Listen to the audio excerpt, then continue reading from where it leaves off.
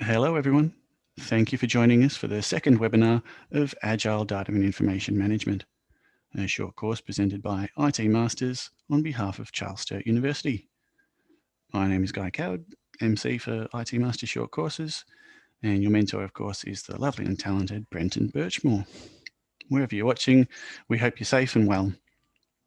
Hannah, of course, is here in the chat, so feel free to chuck all of your non-course content related questions to her and also to the other students in the chat, and you can suss it all out there. Everyone will help you along if it's your first webinar. If you have questions about the course content, please chuck it in the Q&A section, and Brenton and I will answer those either at the end of the webinar, or if it's particularly relevant to one of Brenton's slides, I'll interrupt and let him know it's there. Might as well just jump straight into it. A little bit later, I'll be talking a bit about CSU, as I said, and IT Masters, and sort of the advantages of having the dual approach. But for now, let's just jump in and say hello to this wonderful creature, and also Brenton's pet dog. This is Mella, folks. As promised, as encouraged by Guy last week. Beautiful. This is Mella. Oh, this wow. is our little Cavapoo. I think she's about getting on to 11 weeks now. A little bundle of cuteness. Oh, it's wonderful. And not too much trouble so far. Yeah, only eating my microphone. Is there an Instagram account yet? No, there's no Instagram account or anything like that yet. But she's not yet online, other than a couple of snaps shared between family members. Yeah, got to wait till they hit high school. Thank you. All right. Thanks, everyone. Welcome back. Good evening, good morning, good afternoon, wherever you are. Thanks for tuning in. We are ready for the Green Week. That means green text, green boxes. We're going to talk about the next pillar of what we're trying to build and scaffold for all of you as an understanding about what Agile data and information management looks like. And we talked quite a bit last week about the fundamentals of decision making, and we wanted to break down some of those points, and we're going to go through the next stage of that. Firstly, thank you, Guy, for the introduction and for kicking us off. Thank you to Hannah for your tireless work keeping everything organized in the portal, and all of the questions in the chat that she'll be responding and helping us out with through the night. Now, I'm aware that we went quite a bit over the usual time last week, but we all seem to have a good time. So I'm going to try and give us more of an opportunity for questions as we go through. We do have a poll to present to you partway through at a particular segue, and hopefully that'll give us an opportunity to catch our breath. Now, a revision of what we're covering in these 4 weeks. So to contextualize what this discussion is meant to try and build for you, we've already talked about decision psychology. We really only touched on a few good things there, but we started to build a bit of a picture of the way in which decisions made. This was one of the pillars that we're using. Tonight is the second pillar. We are going to talk a bit about how Agile, the principles of Agile, can be adapted and adopted into a more general management concept. Next week, we're going to talk more specifically about data visualization, and in the week 4, we're going to talk about the presentation retrieval of data and information. So there we're going to be tying all these things together a little more directly. But here's where we are today. Now, we are not going to go into too much detail about the specifics of Agile project management. We will do a brief refresher because I want to be able to point out some parallels, and I want to be able to draw some connections between some of the ideas that we're introducing or how we are modifying that. So for those of you who are already familiar with Agile project management or Scrum, some of that will be quite familiar.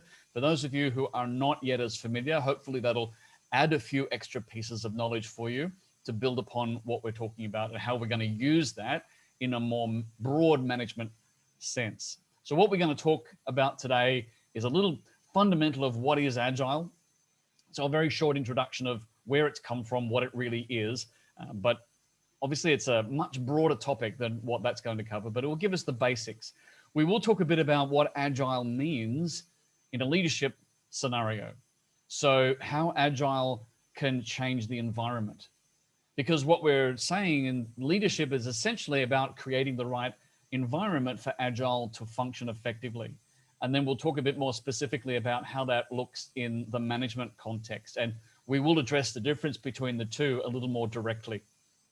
Along the way, we're going to be talking about how this changes our relationship with information. So we're going to be pulling out little bits of understanding here and there that help enhance our knowledge of what does all this mean in our relationship with information and data that we're working with on an ongoing basis. But more of that will happen in the following weeks. And the next 2 weeks are going to be much heavier on data and information management. So as usual, put your questions in the question and answer box as we go. And let's first kick off with a bit of a discussion about where Agile came from. So if you look back about 20 years, there were some attempts by an organization or group of people who were trying to come up with some better ways, or were already adopting better ways that they tried to codify, that said, how do we do a better job of creating and delivering software? And this was where the heart of Agile ideas came from. Now, some would say, well, hang on, no, wasn't Agile also incorporating Lean, which was back in the 1980s, where Toyota started to use Lean principles in manufacturing and assembly line? Well, yes, that is true. That is what they did. Agile as a broader framework, as a mindset, as a philosophy, has adopted some of what began with Lean 20 years prior to that. Lean meaning about the avoidance of wastage. But this began with software as a way of dealing with the inherent uncertainties with software, especially when you look about in the early 2000s, what difficulties we had with getting software fit for purpose and doing its job. It also, therefore, was to do with projects. So its beginning was really about the creation of new things, where you didn't really know exactly where it was going to take you. It was the empirical projects where there was a lot of exploration. There was a lot of customers not even knowing what they wanted yet, let alone what the software could do or what the technology could do or how it could be done. So this was the beginning of where a lot of initial ideas were formed that ended up becoming a set of principles that we will touch on some of those in a moment. But it also led to some project methodology, which a popular example is Scrum, which is one of the ways in which, and many of you have heard of it, it's one of the ways that software projects began to be operated with a certain framework for what do we do when? And that's what Scrum tried to answer a lot of those questions. But when you take a step back and say, well, when you say, what do we do and when? The most important structural framework that Scrum brought was in the decision-making. It was helping us decide what decisions do we make and when do we make them. And actually, it was one of the first principles to turn around and say, when we don't make decisions is also important. So by creating structure and rhythm about decision-making, we were able to have periods of intense focus and concentration for people that are doing very technical and very complicated work, where they needed that period of uninterrupted focus and bring the planning, bring the decision-making into exactly where it needed to be and not just whenever we felt like it. Now, I did mention Lean already, and yes, Lean got rolled up into this because a lot of the ideas in Agile and in principles like Scrum was, let's not waste anything. Let's not do what we don't need to do. We're not doing just in case. We're not doing belt and braces approach. We're not putting contingencies around things. We're exploring, learning from that, and then adapting before our next step. So this does line up with the idea of Lean, which is, well, how can we have less wastage? Wastage of time, wastage of resources. In particular, idleness is a wastage according to Lean. Then if you think of Lean as being originally came out of the manufacturing mindset, Kanban came out of the service delivery mindset. Now, Kanban has a strong emphasis on flow, where things flow seamlessly, things flow consistently, things flow evenly. So the ideas behind Kanban is you don't have backlogs in the same way. You don't have things getting stuck midway through their process. And it's similar to what happens with Lean, where you don't have things stopping on the factory floor waiting for something. You have the thing that arrives. You need to put a door on the side of a car. You don't have 6 doors sitting there waiting. That's idle. That's wastage. You have the door arriving moments before it needs to go on. Similarly, Kanban, a little more focused on service delivery. Now, I bring these ideas up only as an introduction to help shape a bit of the journey of where some of these principles have really had a lot of broad roots that we can tap into. Because what we're going to do is we're going to take some of these ideas, in particular Scrum, and we're going to look at how that can be applied in general management. So a quick overview of Scrum. Let's dig into that. Scrum has a number of concepts, and keep in mind, this is going to be relatively brief because there's entire courses available to help us understand Scrum. So I'm just going to recall some of the key components that are going to be useful to help us understand the points we're going to make a little bit later.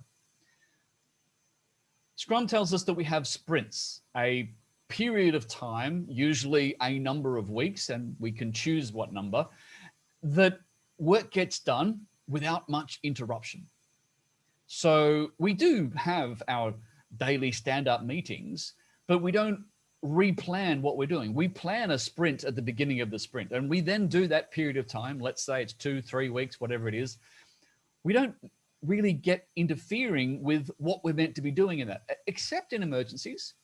You do have situations where we discover that we've made a terribly poor decision and we do need to make some changes. But for the most part, the goal is during the sprint, you want momentum. That's the point of having a sprint that isn't polluted with planning decisions. But then at the end of the sprint and the beginning of the next one, you have nothing but planning. All work stops. And all of the people who would normally do the work then get involved in the planning. So you have this explosion of planning that takes place. And the review, like, how did our last sprint go? How is our next sprint therefore needing to go? What are we going to do? Why are we going to do that? So this is the separation between work activity times and planning activity times. So then there's other concepts like a user story. Now, the point behind a user story, the reason it's relevant here is because what this is a description of work that team members need to do from the customer's perspective. And that's an important criteria. It's important because when we have an understanding of what the customer is expecting, we have a different perspective of how we need to be doing whatever we're doing. And where there's a mismatch, we know that we need to have that meeting. So at this point here, that's when we're having our discussions with the customer, with the beneficiary, the recipient, perhaps the user, that says, well, this is what I was expecting, and oh yes, that's quite right, or no, that's not, and this is what I needed to be different now. So having a user story as a different thing from a technical specification, or a different thing from a KPI or a critical success factor, it shifts the perspective of how we view that. We still have stand-ups. Stand-ups, you've probably all heard of a stand-up. It's a short meeting, a number of minutes that happens each day during a Scrum project. And an important part of that is that it's mostly there to address obstacles. It's there to talk about, what did I do yesterday? What went wrong with that, if something did? What am I planning to do today? And what do I see might go wrong with that? And a little bit of sharing amongst a small cohesive team of those points to spot opportunities for a bit of synergy, a bit of cross-pollination, a bit of helping each other if needed, or a bit of removing blockers and obstacles, dealing with the stuff that's going to stop me from being fully productive today. What's going to stop my flow? That's what those meetings are really all about. Then you have the backlog, which is all the stuff we haven't done yet. Now, these terms are from a project perspective, from a Scrum perspective. So we're going to now adopt some of these in a much more general business as usual framework. Guy, I'm just wondering if is it worth maybe coupling a couple of the Scrum project questions now, because we are about to move on from projects. From the Rightio. project We've got a perspective. Should we couple do that? questions in there, and I think we can expand Preeti's question to just sort of all areas.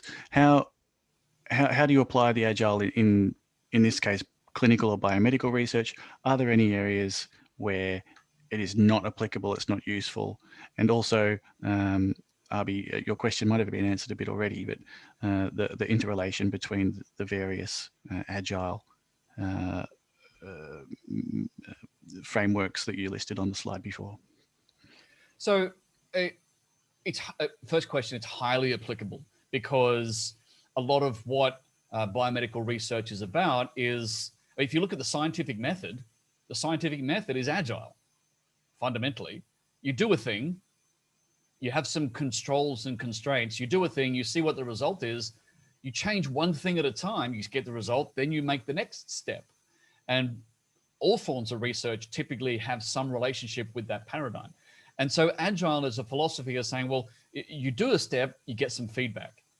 You review how you did it, you review what answer you got, and then you make the next step. So clinical and biomedical research, there is an element of that depending on the research. Some research is, well, we need consistency in answers over a long period of time, a longitudinal study, and we just need to look at the data again and again and again, because the data is not going to change what we're doing, because we need research that is identical over a period of time.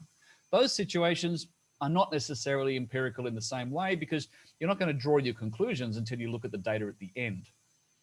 So it's depending upon what you're doing. How empirical is it? Are you needing to make decisions over short increments about how you're going about it? It doesn't really matter what the profession, what the industry, or everything else is. I'll jump in and say, how are Scrum and Lean related? They're both related to looking for efficiency. They're looking for the maximize leverage of resources. And Agile management, just same as Lean, same as Kanban and Scrum, are all looking to decide and figure out how can we best apply our efforts. And if you're building a bridge, you're going to know pretty well in advance everything you're going to need to do, when and how. There's not a lot of agility in that. This is really for situations where you need that ability to respond. Okay, thank you. Maybe just one more. We'll go to this slide. How detailed do the user stories need to be? And then we'll attack the rest at the end, until the next question session, perhaps. Initially, the detail is only as far as the user can provide. And during the planning, so if I look at this part here, right, when you're doing the planning, what are we going to do in the next period of time? I get a hold of a user story and we say, well, maybe we could do this user story. And we look at it and we say, it's not detailed enough.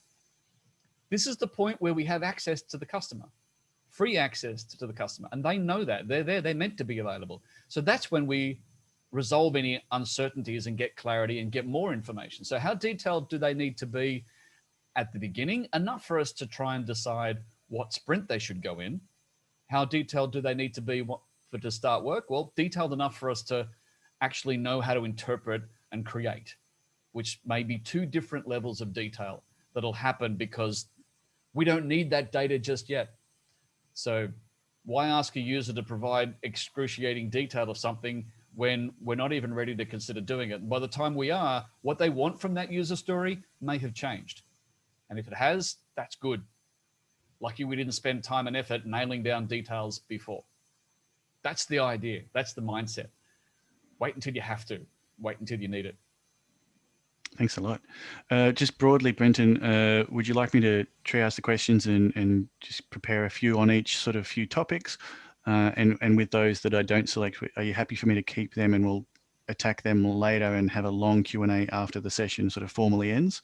Or how are you going for time? We can do that. My time isn't restricted, but what I think we might try and do, if you can triage to some extent between the ideas of Agile project management, for which some people will have specific questions, Agile leadership, which we're about to cover, and Agile management, which is the end of the content of tonight's webinar. So if we sort of break them up into those three and do our best to try and deal with them in chunks, that might help the keeping it condensed, keeping it all contextually aligned.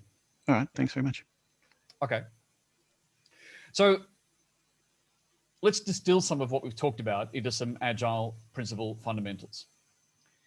Agile involves stakeholders. The team members get involved in the decisions about what user stories they're going to take on next sprint. They are active participants in those discussions.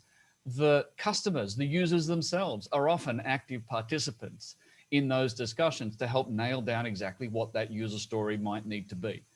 So the emphasis is on inclusion. We look for the stakeholders to get involved. We don't keep them out simply because it'll take up more time and have more discussion. We need to have the discussion when we need to have it. So we're looking to do only what's needed and only when it's needed, not more than that and not further in advance than that. But this means we need to be ready to embrace change, because whatever needs to be different to deliver more value, that's what we need to capture. That's what we need to be able to do. If something needs to happen differently and that's going to be better, then we need to be hungry for that. Not just tolerant of that, but hungry for it. Because it's all about maximizing the small percentages that deliver that little bit more value. And we do it every day, every step of the way. And ultimately, at the end, our ability to do that has added a significant amount of value by the end. Constantly reviewing things, we have to be able to constantly review to be able to adapt and evolve. But Agile has a strict rhythm in how we review. And we're going to talk a bit more about how that looks in a general management paradigm in a moment. I talked about the sprints. The sprints, you can choose how many weeks they are, but it's always the same number. You might say, well, we got a sprint of 2 weeks. It's always 2 weeks. It's not, one day, one time 2 weeks, and then a 3, and then a 2, and then a 2.5. It's always 2 weeks. You have the rhythm of predictability. And whatever layer you're making the decisions at, you have it as a recurring cycle so that everyone knows you've got a period of time where you can get on with stuff and no one's going to be bothered with planning anything. But at a certain time, planning is going to happen and we need to be ready for that. It's all about protecting flow, because at the end of any period, at the end of any sprint, at the end of any time box, you need to have got enough done that you can talk about it. You don't want to be halfway through stuff at the end of a particular sprint or cycle that you can't really get feedback from the customer about it. You can't get feedback from anyone about it because it's half done. And you definitely don't want to have 3 things you've started half done. You need something finished so you can decide whether or not it's actually finished. Customer feedback. So that period of time, that time box, that sprint needs to be long enough that the team can get stuff done and deliver things that can then be reviewed. So these are fundamentals. I'm going to talk about some of the principles from this is taken from the principles of, I've lost my train of thought now. The Agile principles, the 12 Agile principles that were covered by the Agile Foundation, the group that put together these 12 principles. Now, if you look them up, and there are links about them in the topic notes, you'll find that some of them very specifically talk about software. They very directly talk about the origins, which is what we talked about. And the reason I talked a bit about where all this came from is so that when you go and look up those 12 principles, you think, okay, yeah, I can see why they're talking about software. That's where they came from. We're going to re-image some of those, and we're going to apply them in a more general management frame of mind. Same ideas, same principles reimagined. The first is that value is what matters.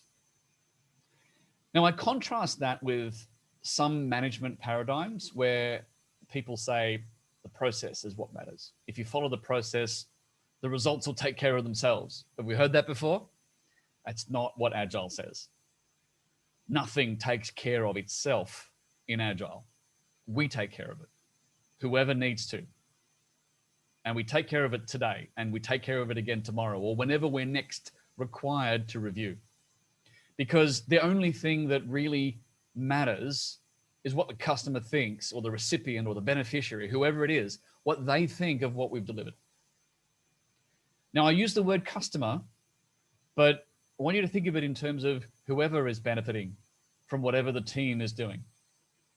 So if you're an internal IT department, your customers may be the other departments in the organization.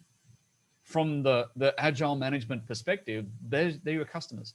The people who use the IT on a day-to-day basis, they are the people who fit the criteria of customer stakeholder in this sense. Another principle says we embrace change. We, like I said before, we are hungry for it. We look for it. We want the change because a change signifies an enhancement of value. And if value is what matters, and we can change something that delivers more value, then that's what we should do. That's what we should look for. Now, it doesn't mean that we change at any point in any way. We change on a rhythm. We don't change on a daily basis. We change on a sprintly basis, or whatever that sequence of decision-making, of planning says, okay, now we stop and check. What should we change? But in between, we're not worried about change in those periods of time.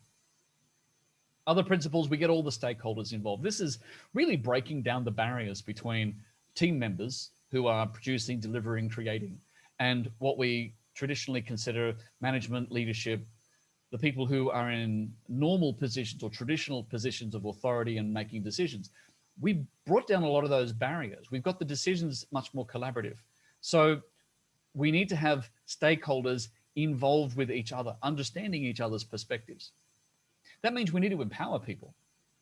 If we're having team members directly involved in the decision-making as stakeholders in what are they going to be doing in the next period, then they need to be empowered to be able to understand the bigger picture, and they need to be able to understand their role and the function and the work they're doing and how it fits with everything else. So they need to be much more strategically aware than we would need with traditional autocratic trickle-down instructions management environments, where people don't need to know what's going on. They just need to know what they're told to do. That's absolutely not what Agile is expecting. Can't operate in that environment. People all need the big picture, because people need to be able to help each other, solve each other's efforts towards delivering greater value. Maintaining flow, I've already sort of mentioned that. I won't go into it in more detail. Practical excellence. This is adapted from what the Agile principle talked about technical excellence, because its perspective was projects. Practical excellence is all about, well, does it make sense? Are we having a practical view of this? Now, you'd contrast that with, well, are we having a political view of this? Are we having a systemic view of this? Are we doing something for the sake of it? Are we doing something because we've always done it that way? Are we doing something out of habit? Are we doing it because it's easy? Are we doing it to avoid confrontation? What Agile is asking us to say is, well, how does this contribute to value? Can you join the dots? Can you see the connections? What's the reality check here? So it becomes a tool to push back about all those other forces and parameters and influencing factors that are meant to come and influence our decision-making. So if you look at this from an information point of view, this is one of the things that says, well, hang on, what information are we taking into account? What are we considering? What data is being brought into this? And making sure that there's some sort of reality check about why that data is relevant to these decisions. And self-organizing is about not having too much artificial structure. So it means that we empower people to be able to interact wherever they feel it's appropriate and helpful to them delivering value. People doing their best will organize themselves and will be able to organize the timing within a given sprint, within a given period of time. People are empowered to organize and structure how they go about what, when, and how. No one's going to come along and tell them, hey, you need to work on this today. What's going to happen is that that person is going to talk to this person and say, hey, you and I are doing similar things, or you're doing that part, I'm doing this part. Maybe we should both work on this over the next 3 days because that'll line up. Yeah, okay, that's self-organizing. That's not needing a manager to come along and think about that, coordinate that, plan that, and say, right, yeah, Fred, Mary, you two need to work like that. It's about saying, here's what you guys need to do, figure that out, coordinate and work around that within that framework, within that time frame. Now, when you look at this slide and you go and look at the 12 principles of Agile, you'll see where these have come from. And there's not 12 here because some of them don't have as much emphasis, and we don't have as much time to cover them all. But you'll see where these have come from, and we borrowed them and we've taken them and we've applied them a little more broadly. The last point, which has snuck up on me, I thought I was done on that slide. I've forgotten about this one, the internal review. This is the retrospective. This is looking back over whatever period that we're looking back over and saying, well, could we have done things better? Not just reviewing what we delivered, not just the forward, outward looking, yes, customer, what do you think of this? How did we do? Did we deliver value? But yeah, how did we go about doing things? Could we do it differently? How did our meetings go? How did our planning go? How did our discussions? How did our synergies go? How did our sharing of information go? This is where people pipe up and say, well, no, I didn't have access to this information and that information, and I lost time because I had to go and do this and find this and sort that. Well, let's make sure that doesn't happen next time. This is our opportunity to adjust how we go about what we do. And we get to make these decisions on a pretty short time frame. Weeks, maybe, less. So, how does this look for Agile leadership? Now, I'm going to talk about Agile leadership separate from Agile management. And this is covered in a little more detail in the pre-recorded audio that's up there for those of you who want to delve a little bit deeper. What I'm talking about with Agile leadership is I'm talking about leadership as responsible for the environment, leadership as responsible for the culture, the cohesion, for the strategy, for the larger, higher decisions, whereas management is responsible for the more detailed allocation and management of resources.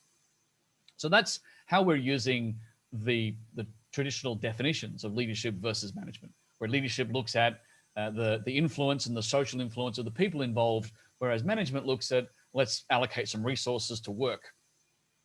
So some of the elements that are really important in an agile environment, when we're making decisions in an agile framework, what does leadership need to be able to do? It needs to be able to trust people to take ownership for what they're doing, for what they're producing.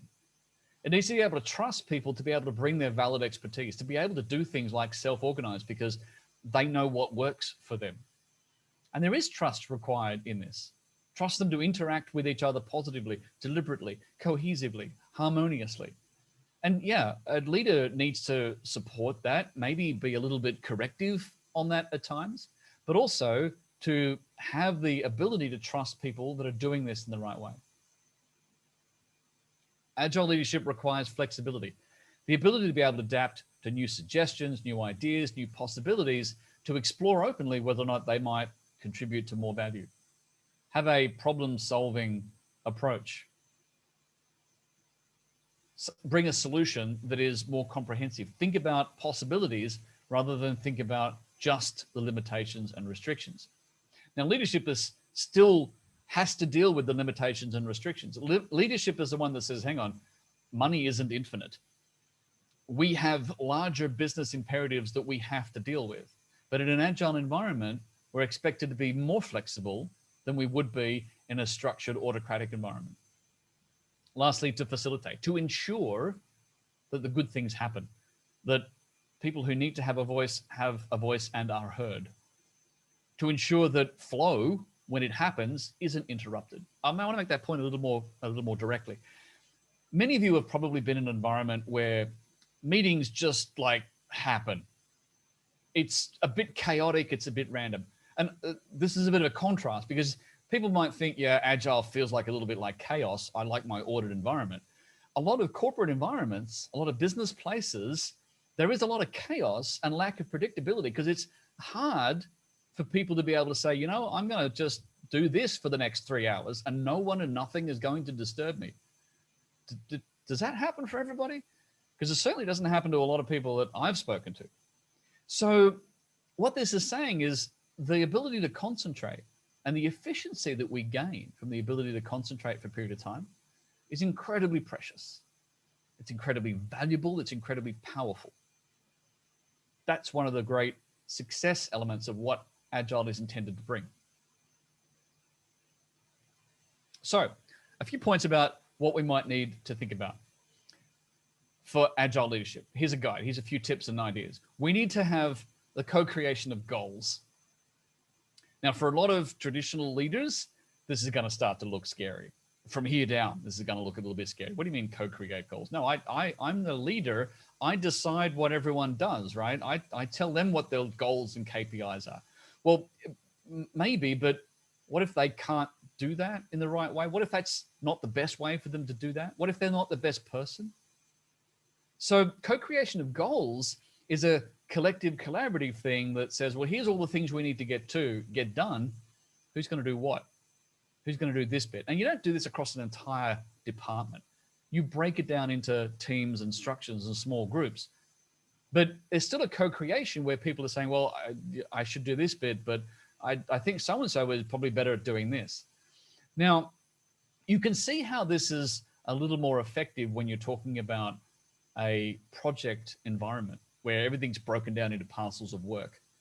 But in a lot of business as usual and ongoing business environments, you don't want activities to be offloaded from one person to the next week by week. That's not how we want to gain efficiency.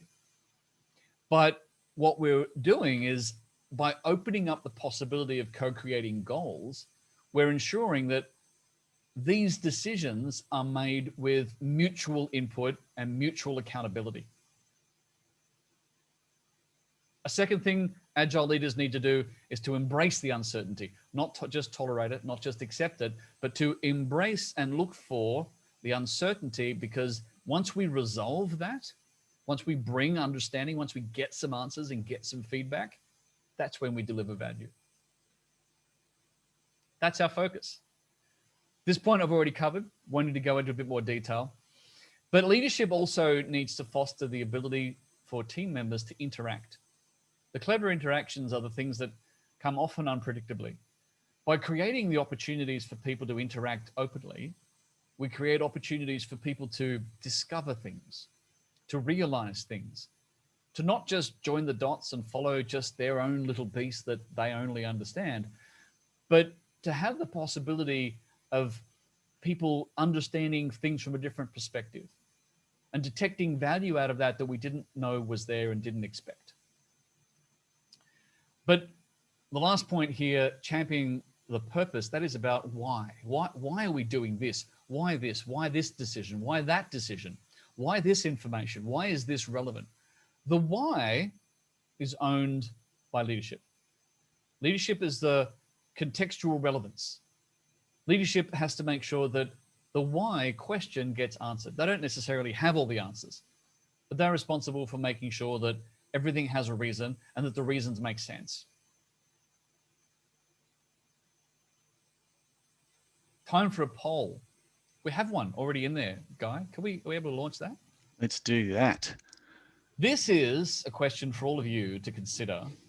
What would be difficult in your organization? Here's a list of options for you to consider. What would be the hardest part of all the stuff we've just talked about, of having agile leadership for your organization?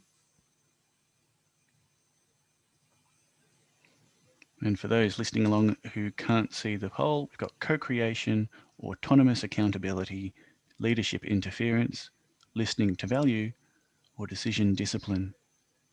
It's been really interesting in the chat, Brenton, people discussing some of the difficulties in their implementing an agile environment. We've got, and I'll discuss it in the Q&A section on leadership a little bit later. Yeah. Look, in my experience, the majority of the problems that embracing agile really comes from is that not everyone in a position of authority understands what it asks of them and what they have to give up in order to get back.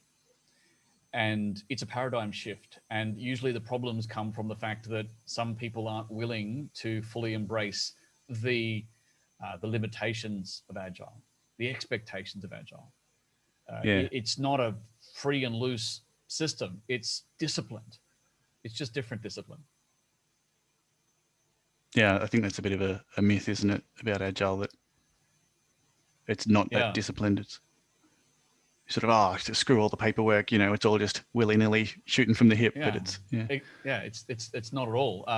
But that fear from leadership is often, well, I can't trust everyone to do their thing because they'll go crazy and do whatever. Well, if the team members understand how they need to work within the framework. And leadership understands that they will do that, and that's how it's meant to work. That's when you have a chance of having it succeed. But usually it doesn't succeed because pieces of that aren't fully understanding what's involved. Yeah, beauty. Well, it How we certainly go? fits with the poll. We've got leadership interference as 30% as the hardest. And then there's decision discipline coming in the leader, 36%. I'll share the results for everyone who can see it on the screen, which is really interesting. It's one thing to, create that change, and then another to, get comfortable with it, I suppose. Yes. And look, you could very easily tie these two big leading answers in the poll back to those two different points that we just talked about, right? Decision discipline is where the team members are not adhering to what they need to be deciding. That's the management component.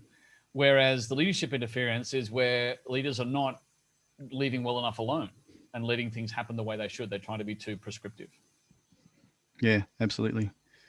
So I guess that leads well into the question. We'll just take a couple off the list then. I was just going to join Arby and an anonymous attendee. It's sort of, there's the bludger, this team member who can't be dismissed, and then there's Arby, who's talking about convincing people of the usefulness of it. And then there was Ray in the chat, and some really interesting chat. I encourage everyone to download the chat later and look at maybe some of the suggestions that Chong made about sort of how you can educate people, how you can potentially even go around it. And then you come back to that introspection at the end and say, well, how did we do it? How can we do it better next time?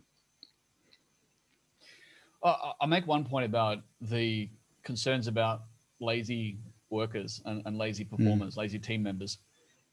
And again, it's a paradigm shift that we have to get our head around, because when you have a prescribed structure, a non-agile structure, prescribed structure, and people are doing what they're told to do, as long as they do that well enough to tick the boxes, they keep their job, they keep getting paid, and they may not be making other people around them very happy, but that's what they need to do. They need to do what they're told well enough, adequately enough, just sufficiently.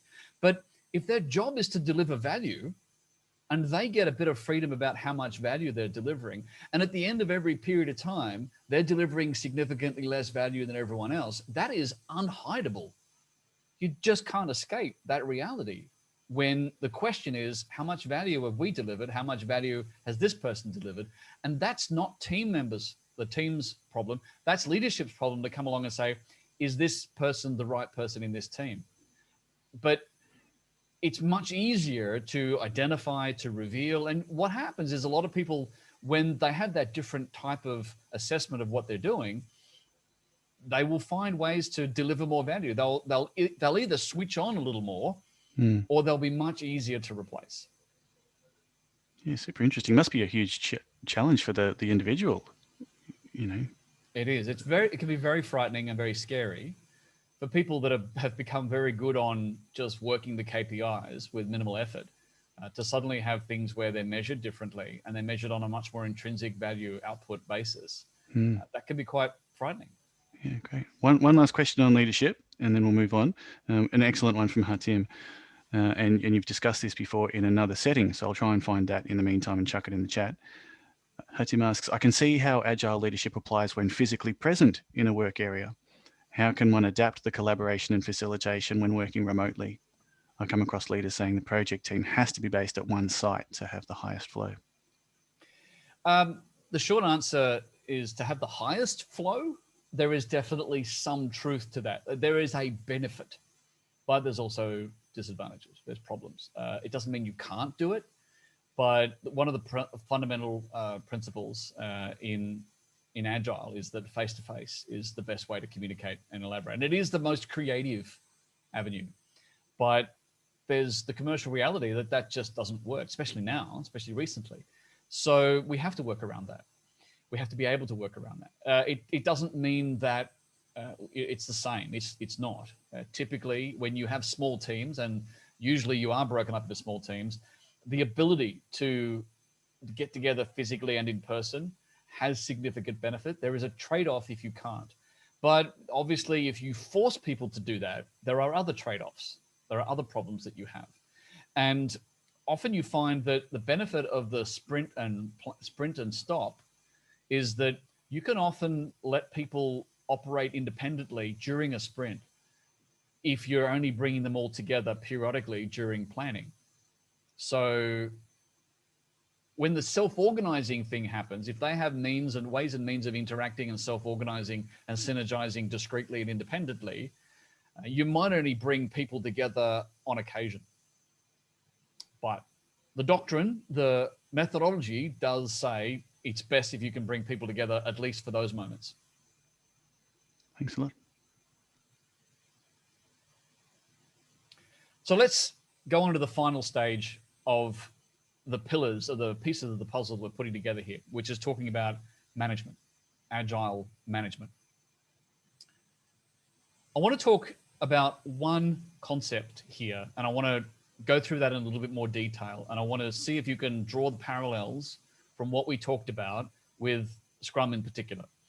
I'm talking about 3 different decision layers, and 3 different layers. You could say, you know, there's 4, 5, or 6, but those extra ones are really all part of the 3rd layer. These 3 decision layers, each decision layer has very different purpose. It has very different reasons for existing. It has different stakeholders, different time rhythm, different parameters. And if we pay close attention to the purpose for those decision layers, we can make sure that those decisions do their job without interfering with each other too much. So this might not be a bit of a surprise to those of you who are familiar with Scrum. What we're saying is that Agile principles operate on these 3 fundamental layers. So that's a concept that we need to accept first. Each layer has a different purpose, and each one makes different decisions, and therefore will need different information to be able to make those decisions. Different stakeholders are involved. Different perspectives are involved. Different stakeholders are responsible or included in different layers. And the idea behind separating things, one of the most important reasons for it is to lift decisions up if we can and get them out of the daily grind. So what that means is that certainly my experience and a lot of people I know and work with in corporate life is that any day could be meeting day. Any day could be planning day. Any day of the week, any moment, there could be, hey, you're free for a meeting tomorrow afternoon. I want to talk about the planning for the such and such. And what Agile is trying to do is say, well, is that the best way for us to plan things when we think of it, when someone who's running or leading the initiative is ready for it? Maybe we could create a bit more of a rhythm that is less disruptive to people that are delivering on other outcomes. So they do align with the decision layers in Scrum, but we've taken the very core purpose of why they are where they are in Scrum, and we've used that purpose to do it differently. So here's the 3 layers. You might have totally different labels for these. These are labels that I use because I wanted to separate it from the terminology that we've used, that's been used elsewhere. Micro decisions, these are the in-the-moment decisions that are typically made by team members. This is the day-to-day. This is one of the big reasons why team members need to understand the vision, the big picture. They need to understand each other. They are inevitably going to be making decisions in the performance of their duties on a daily basis. So the micro decisions are the things that happen in the moment or about the moment. And they usually involved information and decisions about what I'm going to do today, or why can't I do this today? Or who am I synergizing with? What am I synergizing with? It's about the delivery on a short scale. It's not about reporting. It's not about letting people know that we're on track. It's just about, how do I solve my problems? How do I solve my obstacles? How do I get a bit more productivity? How do I get a bit more synergy? How do I get a bit more success out of today? And no, I'm not worried about tomorrow yet. So this is the micro decisions that we all make every day. The macro decisions are the next layer up. So the macro decisions would line up with your sprint period of time. Now, In a project sense, we talk about sprints being 2, 3, whatever number of weeks. In a general management sense, you might have sprints that are weekly. Maybe that's appropriate for you. Maybe fortnightly. I wouldn't suggest it's more than monthly. And I think a lot of organizations, maybe month is possibly too long for these decision making, but often fortnightly, pretty common.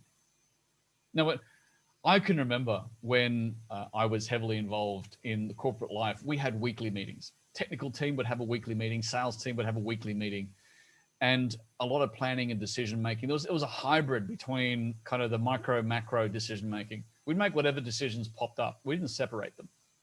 That was 15 years ago. We were quite new to that sort of stuff in that particular team. But the macro decisions are the resourcing decisions. That's where you're making the decisions of, well, who's working on what? Who's on which thing? Who's doing which project? What resources do you need? What materials do you need? Now, that doesn't mean that we can't make any of those decisions urgently in between if we need to. We suddenly discover halfway through a sprint or whatever we want to call this period of time, halfway through this, but we need an extra resource. We need some more equipment. We need this thing we didn't realize. Well, we can get it. We can have those sorts of things. That's what you will talk about in your micro decisions. Hey, yeah, I was going to do this today, but I need a license for this and a that and whatever. Okay, let's get that sorted for you today. The macro decision is where you look and say, all right, team, what went wrong over the last 2 weeks? What do we need to do? Like so-and-so, well, these licenses, well, do we need more of this? Do we need more of those? Do we need this to happen differently? This is where we make a decisions like, well, yeah, we'd love to do that, but Fred and Mary are both on a holiday for a week next week. Well, okay, we need to juggle that. So we're making planning decisions here because we're not making them just any day on a whim that we feel like it, unless we have to. So because we have to do these macro decisions on a fixed rhythm, it gets us thinking about, well, what are all the things that we're overlooking? What are we not worrying about? Let's look back over the last period, figure out what we need to make a decision on, get all the information, get the data, get the reports, get the analysis, make our decisions, move forward. It's still an operational rhythm. It's still an operational management timeframe. It's still management because it's still about the allocation of resources. The next layer is the strategic layer. This is where we are converting output into capability. This is where the activities that we're doing over short sprints or short periods of time merge into things that relate to financial outcomes. Now, the strategic cadence might be aligned with financial reporting. It may be monthly. If it's monthly, then you're probably looking at a weekly macro decision rhythm. But you might have a quarterly rhythm for your strategic decisions because it lines up with what is the impact on the financial position. So what this does is it creates bigger chunks of result, bigger chunks of value that feed back into the strategic goals that are ultimately, typically annual. Now I'm going to go through all three of these with their own slide and in a little bit more detail. So you might be having questions and we're going to drill down on each one of them in a little more. So let's go and do that. Firstly, the micro decisions. They're typically daily. You examine yesterday's work. Was there any problems with that we need to know about and talk about? And what are we planning to do today? That is a direct echo of the daily stand-up in Scrum. And that doesn't mean that the entire team stands up together for 15 minutes. What it means is that you have that period of time that says, do we have decisions to make? Do we have reasons to make decisions? These kinds of decisions. Now, the short answer for a person might be, yeah, I'm doing this, I'm doing that. No blockers. End of discussion. But it's the moment, it's the opportunity for someone to say, no, I have a blocker. What can we do about that? Who can do something about that? So it's a daily vision on a daily look at the decision making. Its intention is to find opportunities and value out of synergy. This is the reason why it's a collective meeting. This is the reason why you have the team members per team, not all teams, but per team, working and visible in that meeting. So that the opportunities for synergy where someone else can say, well, I can solve that blocker for you. Or how about this idea? It's meant to facilitate outcomes. It's not meant to change the allocation of resources or the flow or what we're doing. It's meant to address the obstacles and maintain continuous flow. That's its purpose. You're in the flow. You haven't reached the next macro planning stage yet. You're in the flow. It's all about flow. That's what these decisions are for. That's what all the information and data that you're looking at is meant to be for. It's not for reporting and it's not for planning. So that's what the micro decision layer is meant to be about. Let's look at the macro decisions. These are generally what I would describe sub-monthly. They can be monthly for some organizations, but they're typically a number of weeks. You could have 10 days. You might have 3 of them in a month, for example. That can happen. But whatever it is, it's the same. It's a rhythm. This gives you an opportunity for short-term changes of course, for the ability to reflect on what's going on. But you need to have enough period of time in this cadence to get stuff done, because this is the rhythm with which you engage with your customers. Remember before we talked about, we've all got customers. We all have beneficiaries of whatever it is we produce. Someone is measuring the value of our output.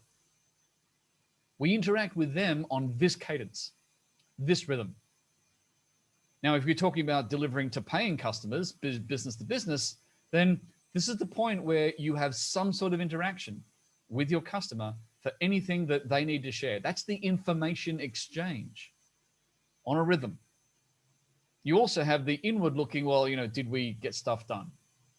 So the feedback with customers on this rhythm, the retrospective, how did we go about what we did in that period of time? You don't make those decisions on a daily basis.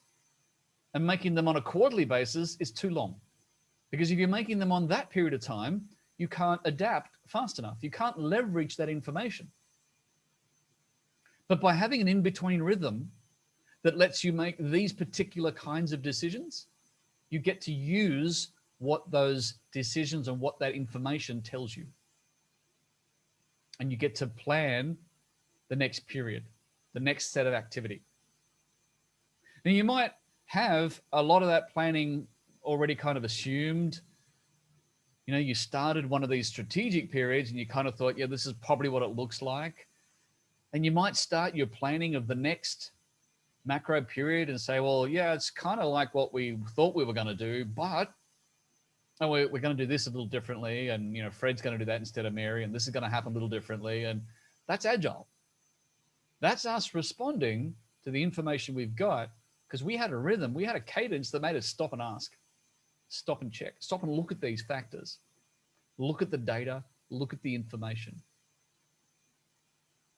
The last one, the strategy decision layer. It's at least a month, often more.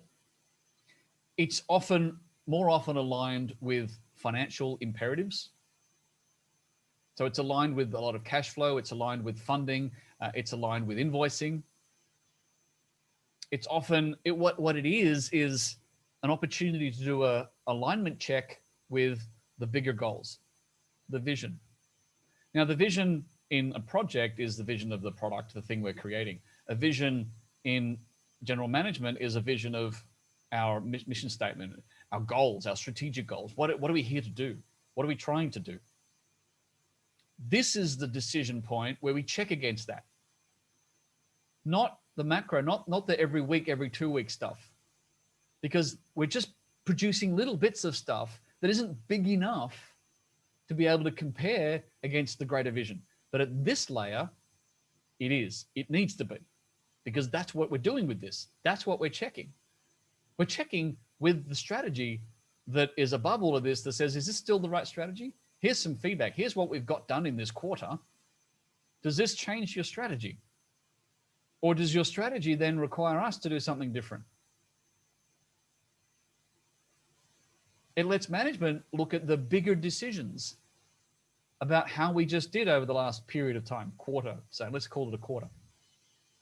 How are we allocating funding, resources? How are we managing things like personnel availability? How are we managing things like skills? The things that you make decisions about in this period of time. We're specifically having these decisions. So who gets involved? Well, in this decision, you're talking about leadership and management getting involved, because you're dealing with capability being large groups of value, big chunks of value that can be defined on a larger scale as large pieces of the goal, large pieces of the strategic vision.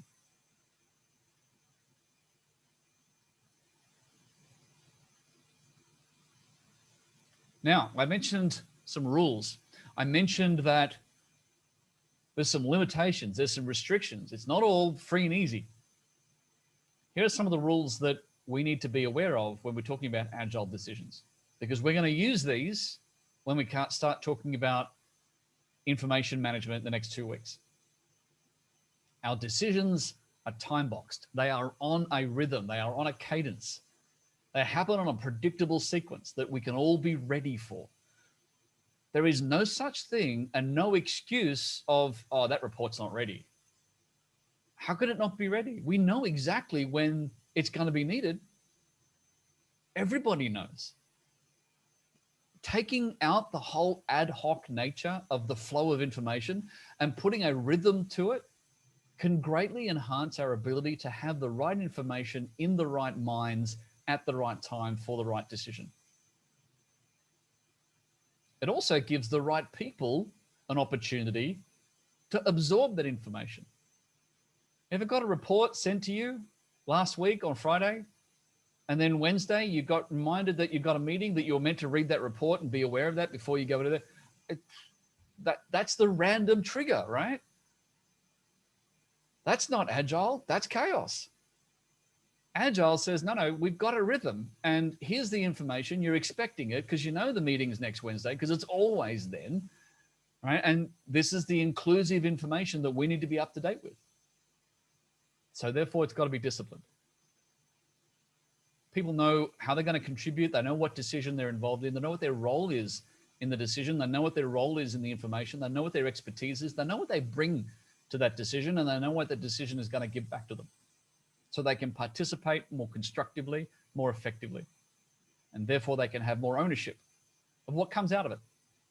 Because they know they've had a role, they know they've had a say, they know they've had an input. And so when the decisions get made, it's easier for people to commit to it and say, okay, well, this is what's next. This is what we're doing next. And this is why we're doing it, because there was purpose. There was a reality check. We had the right information. We had the right people. We had the right understanding. We had aligned contextually because everyone knew we made good decisions. We can own that. Which also means perhaps you can touch on things that otherwise wouldn't get mentioned. Things that are a little bit harder to bring up. It's trying to say, well, if we're gonna be the best we can be with the latest and most up-to-date and most complete information, let's hear what you've got to say. The layer of the decision that says, well, if it belongs in this layer, if it affects value in this way, it needs to be said, it needs to be revealed, it needs to be shared. The information needs to come forward, because only then can we decide whether or not it should alter our decisions for what we're going to do next.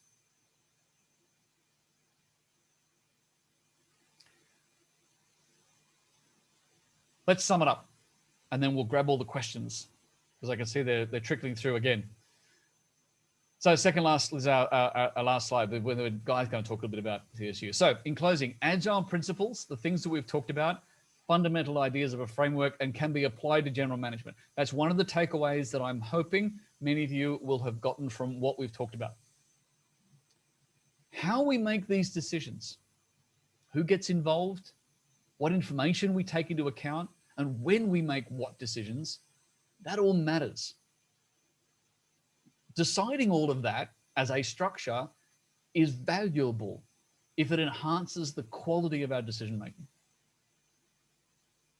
So what we think about as an agile method is not about, it's not agility for the sake of freedom. It's agility for the sake of value, for the sake of being better, making the very best of our decisions. The best use of our energy means we need the best input and the best decisions made, best data, best information, best understanding. Fantastic.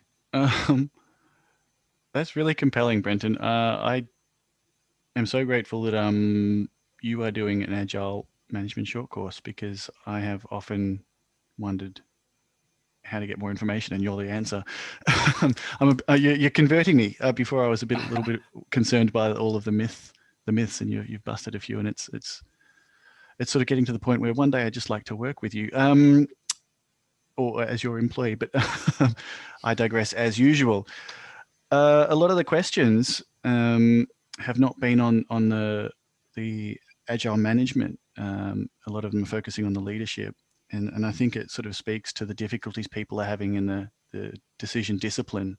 Hopefully those last few slides will help those that are in the position to affect it, actually, affect the decision layers. I'd be really interested in hearing about people's experiences who are sort of trying to work in an Agile environment, how mature that Agile environment is, and whether that affected your answer in the poll. So you chuck that in the chat.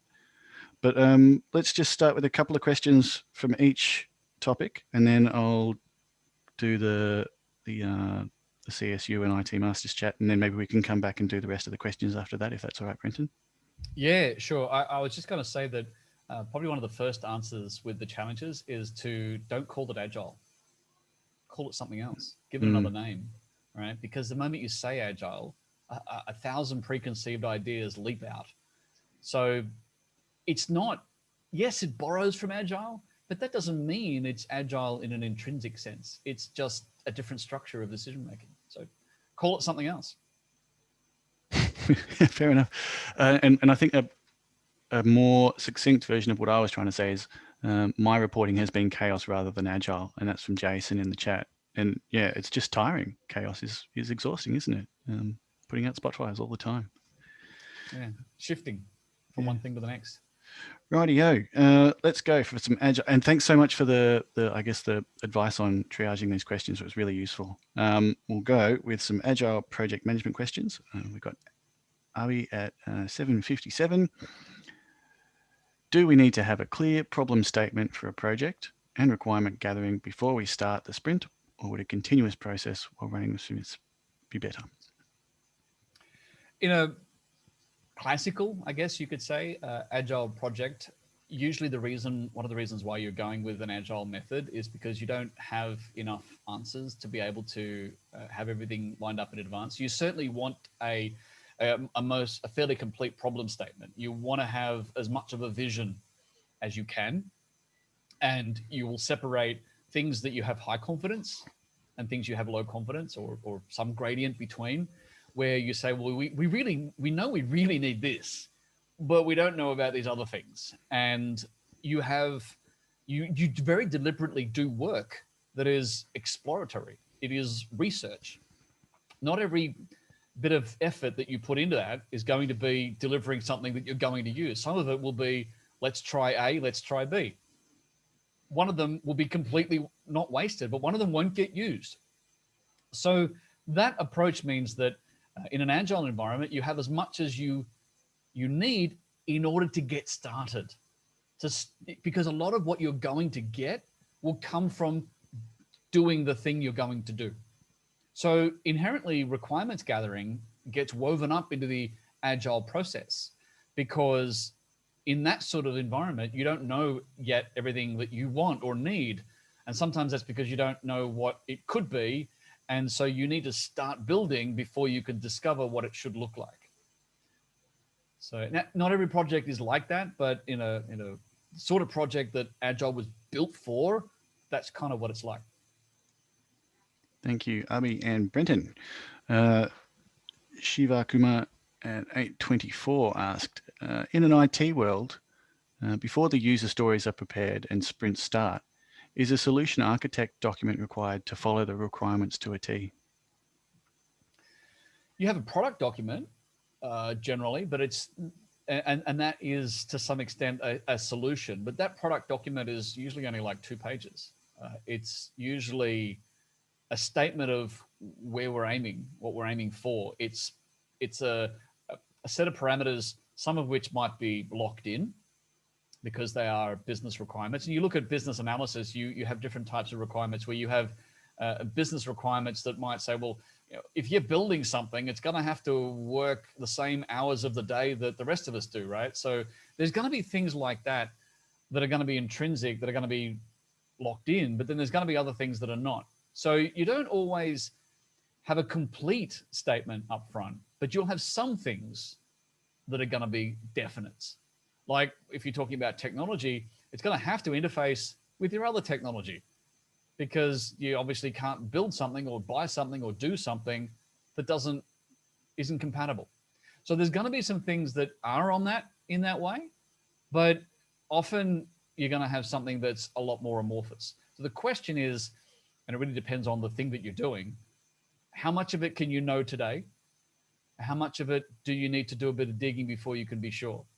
There are also some things that are technical prerequisites, because you have the problem of technical debt.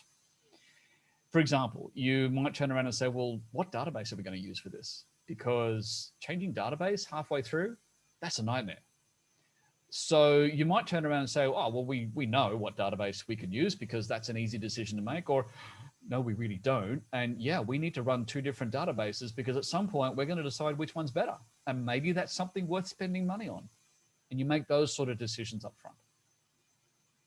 So I'm not sure if that really answers the question, but it does say you're being as explicit as you can, and you know exactly how explicit you can and can't be, and that's part of the decision. Thank you. And the less often you mention database migrations and changes, the better. Thank you. Should have had a trigger warning. Should have put a trigger warning in there, really. Right, yes. Sorry. Okay, we've got, let's move to sort of some of the blurry bits between principle and leadership, principles and leadership. Anonymous attendee asks at 8 o'clock, does being hungry for change mean that there's an expectation the flow is not efficient when you originally start? That's a good point. So what you need to do is separate the output from the team.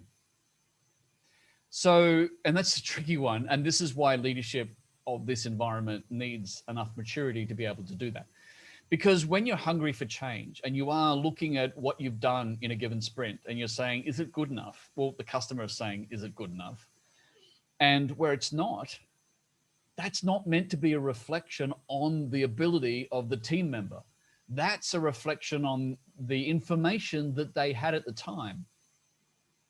And this is our opportunity to give them more information so that they can refine what they're producing and doing. But there is a danger where it reflects upon the person or the people that says, well, they're not good enough because what they're doing, what they're producing is constantly getting revisionary feedback from the customer. Well, the Agile philosophy says, no, revisionary feedback is what we want.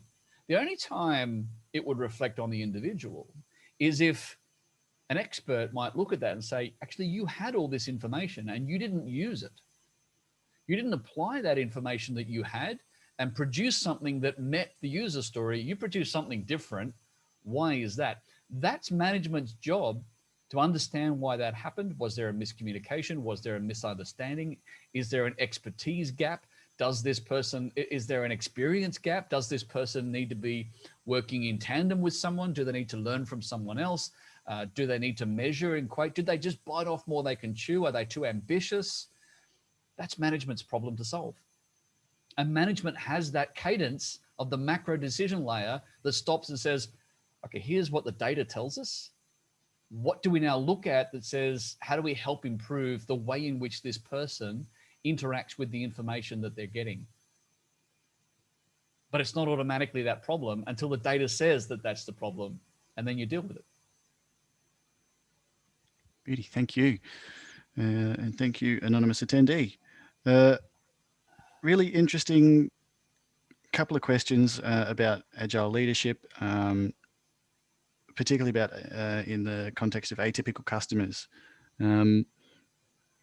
There's a question from Eva, which I'm about to read out. On the Agile principles, was particularly empowering people, I completely agree on making sure people are motivated and can make their own decisions. Can you share your experience in applying this or the challenges in applying this to an emergency operation in a natural disaster or a conflict where there is not enough time to hear or accommodate affected people? Sorry for the long comment question, Eva. No apology necessary. And I guess we'll sort of add to the disaster and point about to the political scene and the I guess the is agile leadership in the public sector where policies and decisions are based on politics, and does that affect it? How do you suggest that affects it in your own project? Politics becomes one of the inputs into the decision making because the stakeholders are affected by what that data tells them. They're affected by the public opinion. They're affected by public agitation on certain topics. So it's a factor because that's what drives a lot of their decision making. And to some extent it should, because politicians are meant to listen to what the community is telling them. But obviously there's the cynical view that they often listen to the self-preservation element first. But that's not really what this question and this is about. If I go back to the start of the question or the idea talking about disaster situations, for example, there are two factors two decision-making paradigms that always, or stakeholders that always shine more in those moments. One is experience-based decision makers and stakeholders, people who have faced these kinds of decisions or something similar before. They get more impact than people who have less experience. Secondly is those who carry the consequences. They often have a bigger role to play in the decision making. And the problem usually arises when those two are in conflict. Right? So when you get a corporate environment where there's a disaster, where something terrible has failed, and you have people who, with the technical expertise to know this is how we should do about it. We should do it this way, and it will come back. We'll fix it tomorrow because that's how it needs to be. And you have someone else saying, at a senior level, saying, as a risk to the future of our organization, we can't accept that. And you get these two ideas in conflict. And those are usually the two biggest voices when the stakes are highest. But the purpose of agility is because of the fact that those two stakeholders have a disproportional impact on decision-making, the role of agility is to constantly update the information that those kinds of stakeholders have access to so that they can evolve and find a common ground more easily and more quickly. And that's the politics of it, because you get those two ideas in conflict. When you bring that into politics, the same situation arises, right? You have experts that are saying this is how we deal with this problem for the safety and health of the community, and politicians saying if you do that, I won't get elected. Right? To put a cynical view on, or if you do that, we'll have these other secondary problems. We'll have this massive blowout in the budget, or we'll have this thing that we'll all be suffering and paying for in another way. And these factors need to find common ground. And that's where the constant updating of the information and inputs through agility can help. Thank you. Steve asks, what's the relationship between decision-making styles and agile leadership? Well, the decision-making styles that we talked about last week, the reality is that every one of those is in it. Every one of those is involved. So you find that some people will gravitate more to certain decision layers. Some people will be more comfortable with the macro layer, or be more comfortable. So the micro layer, the people that are directive and making on-the-fly decisions on their instinct without much input, they're more comfortable with the micro day-to-day decisions.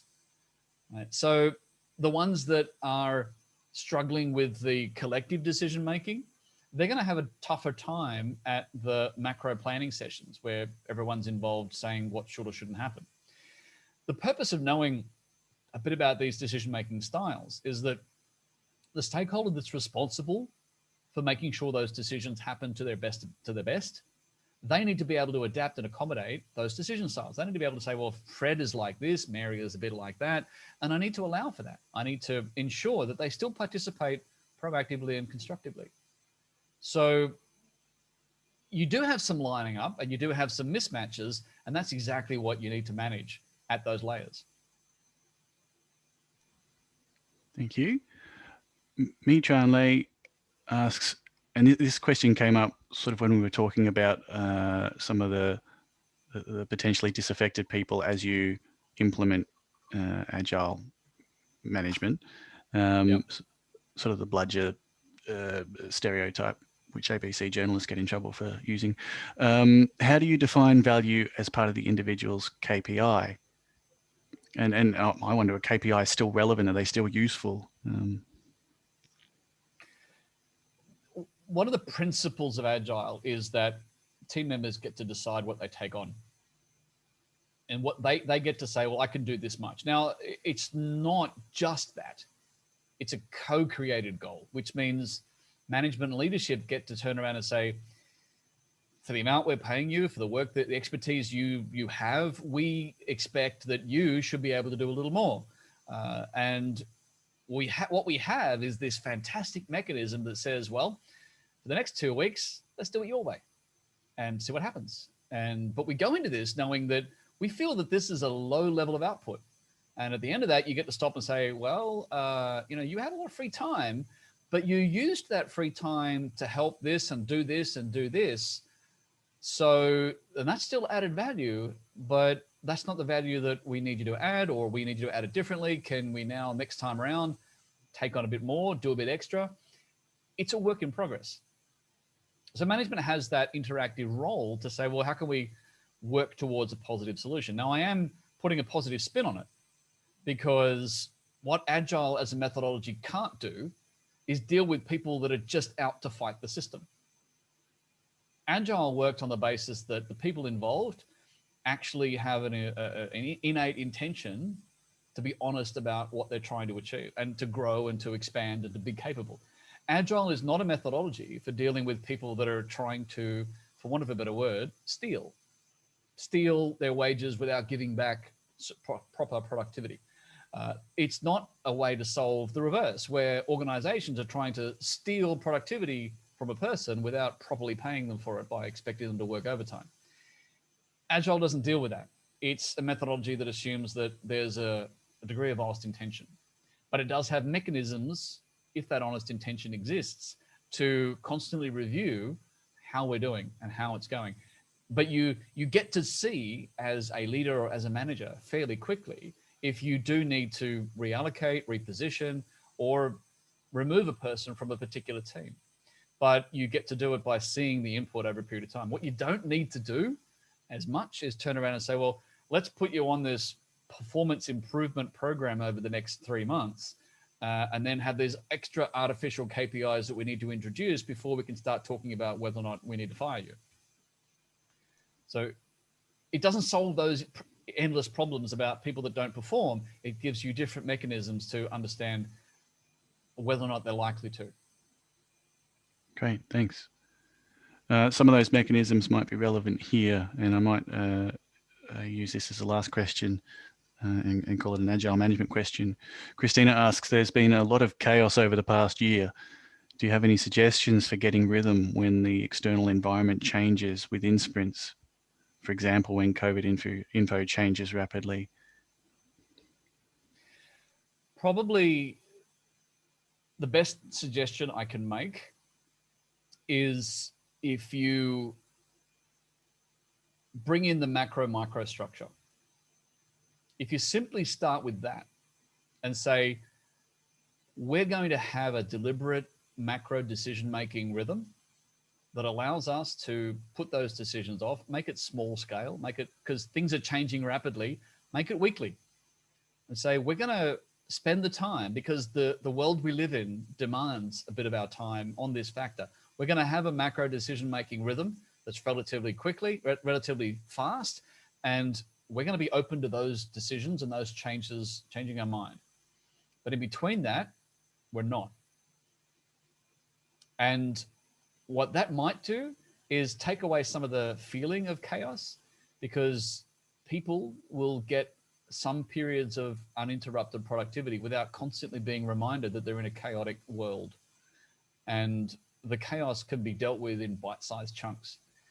Now, I'm proposing weekly because the news that I'm privy to means that I would expect that most organizations should be able to cope with only needing to respond weekly. Some organizations would not. If you're in the health sector, maybe that's not fast enough. But for a lot of other organizations, you'll pick a time limit and say, this is us. This is the world we live in. Here's our chance to have some sort of structure about certain decisions. Maybe this is the best time for a lot of organizations to start creating this micro macro separation of decisions. Yeah, and it's really interesting that I'd only conceptualized the macro as sort of a way to do things more regularly, not less regularly, to ease the sense of chaos. It's both. Really useful. Yeah. Yeah. Awesome. Well, there's a heap of questions left, and we've already kept people long. So I might be tempted just to maybe turn that into a text document and put that into the forum, if that's all right with you, Brenton. There's so many good questions. Sorry. So, shall I have a quick look and see if there's? Yeah, maybe have a quick look. Well, if we can go to the next slide, I'll quickly chat about. I'm just going to whip through, I guess, the IT Masters and CSU sort of sales stuff, and I'd be really interested if people have specific questions. Can you chuck them in the chat so that we don't annoy Brenton as he's going through the questions? But if there's anything particular you'd like to know, any interesting sort of individual cases I can speak to, that'd be great. I'll just quickly go through, I guess, the genesis of IT Masters and why we think it's a good idea. Yep, is that the right slide? That's perfect, man. I'll just talk to it. What we'll do, Guy, you do that, and then what I'll do is I'll go through these questions with a much shorter set of answers. Great, thank you. Wonderful. Alrighty, so we've got here a bunch of additional IT Masters resources, and there's so many, and I'll add a couple more in the forums about those digital resources that I was chatting about earlier, sort of the communicating remotely that Brenton's been really helpful with, particularly when I guess COVID started to loom large. But here you've got some free short courses. There's heaps more information. You can really go on a deep dive on Scrum methodology. There's a couple of other different aspects of agile management that Brenton's looked at in these short courses. And of course, you've got relevant postgraduate courses that you can apply for if you're keen on it, if the time's right for you, etc., etc. There's all sorts of reasons to do it. It's not my job to tell you why it's a good idea. If you think it's a good idea, we think that we can give you a good course, and we sort of back our methodology.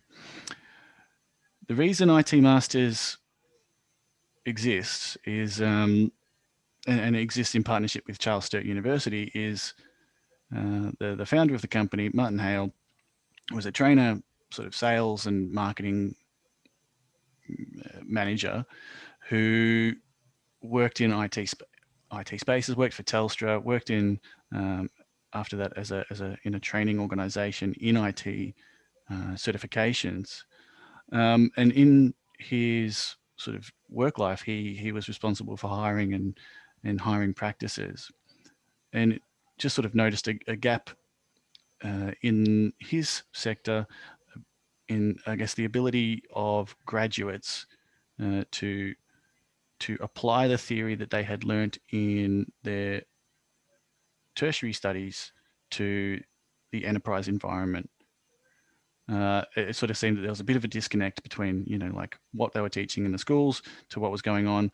Industry certifications, although they were less mature back then, or at least just industry practice, meant that we weren't really getting job-ready graduates, which is, I think, partly why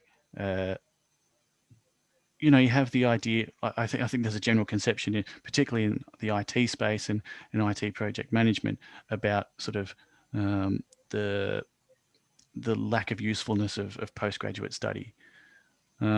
So Martin went to CSU and sort of just said, well, I reckon we've got a good model here. We can focus on building courses that not only go through the theory, but the application of the theory. And that's sort of where you can see, I might pinch the screen and I'll just show you an example of one of the courses, perhaps the MBA. Hopefully you can all see that. And you can just sort of see, just let me know in the chat if you can see it. I can see it. Beauty. Thank you. And apologies if you can hear my lovely 92-year-old grandmother swearing in the background.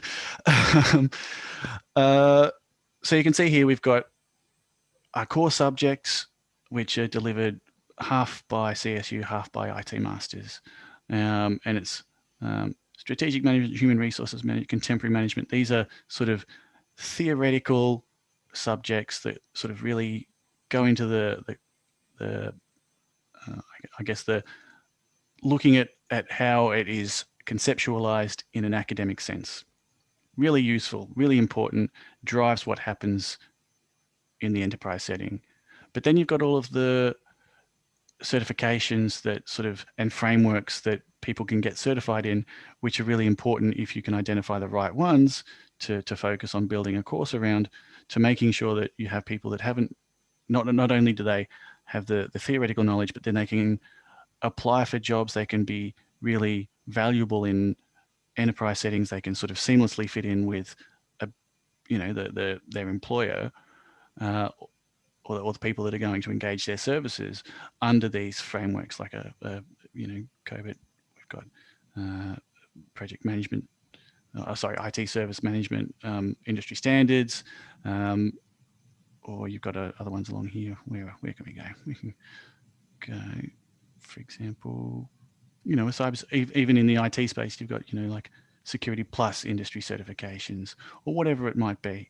You've got project management ones, which might be a bit more relevant to people in this short course, people who are familiar with the Agile project management methodology, but also who want to work within this, this safe and want to get certified as a safe practitioner or a Prince 2 practitioner. So we sort of think that building these courses around both the theory and the application of the theory makes a lot of sense. We, of course, try and compete with all of the other tertiary organizations out there about credit and I guess the entry requirements. But this is the major, we think, point of difference, and we can help with that. And of course, we endeavor to support people as well. The devil is often in the detail, and that's the interesting thing here. So if anyone's got any sort of industry certifications they've earned, sort of like a Prince 2 or the PMP, we can have a chat, and this is where you sort of can go for these eligibility assessments. And no doubt Hannah's been spamming the chat with that, throughout the short course. You can get credit for those. It can cut down the cost of the course. If you apply now, we've still got Commonwealth supported places left, but you've got to act fast for that. Essentially, here we got one. I'm doing the Axelos Agile Shift this month. Thanks, Joe. A lot of the Agile, a lot of the Axelos courses do provide credit. We've got 5.8. Yep, safe.